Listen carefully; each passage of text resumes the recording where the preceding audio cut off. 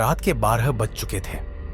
शहर से दूर एक वीरान रेलवे स्टेशन पर राहुल अकेला खड़ा था। चारों ओर सन्नाटा पसरा था, सिर्फ ठंडी हवा चल रही थी। स्टेशन पर लगी घड़ी की सुइयों ठीक 12:10 पर रुकी थी। राहुल घबराया हुआ था क्योंकि ट्रेन अब तक नहीं आई थी। अचानक घने कोहरे में एक हल्की रोशनी दिखने लगी। पटरियों पर कंपन होने लगा और धीरे धीरे एक पुरानी जर्जर ट्रेन स्टेशन पर आकर रुकी। ये कोई आम ट्रेन नहीं लग रही थी। इसके डिब्बे काले और धूल से भरे थे और खिड़कियों से हल्की हल्की रोशनी झांक रही थी। राहुल ने हिम्मत करके ट्रेन में कदम रखा। जैसे ही वह अंदर गया, दरवाजे अपने आप बंद हो गए। डिब्बे के अंदर अजीब सन्नाटा था। कुछ यात्री बैठे थे, लेकिन उनके चेहरे बेहद फीके और भावशून्य थे। राहुल ने किसी से बात करने की कोशिश की, लेकिन किसी ने कोई प्रतिक्रिया नहीं दी।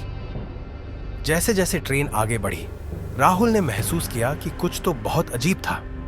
यात्री बिल्कुल भी नहीं हिल रहे थे।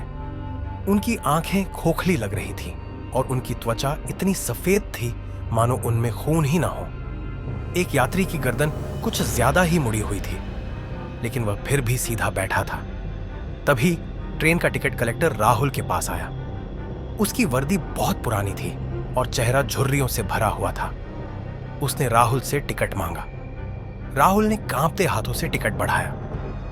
टिकट कलेक्टर ने टिकट देखा, फिर मुस्कुराया और धीरे से बोला, क्या तुम्हें पता है ये ट्रेन कहां जा रही है? राहुल ने सिर हिला दिया। कलेक्टर ने आगे झुककर फुसफुसाया, ये ट्रेन उन लोगों को ले जाती है जो अब इस दुनिया में नहीं है। राहुल को अचानक फ्लैशबैक आने लगे। एक भयानक कार एक्सीडेंट, सड़क पर गिरा उसका शरीर खून में लथपथ। धीरे धीरे उसे सब याद आने लगा।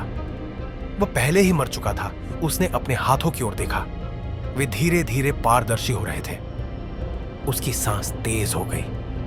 उसने चिल्लाने की कोशिश की, लेकिन आवाज नहीं निकल रही थी। ट्रेन एक गहरे सुरंग में प्रवेश कर गई।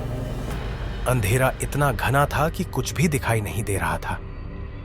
जब ट्रेन दूसरी तरफ निकली तो राहुल की सीट खाली थी। ट्रेन अपनी मंजिल तक पहुंच चुकी थी और अब उसमें एक और खाली सीट जुड़ गई थी, अगली सवारी के इंतजार में।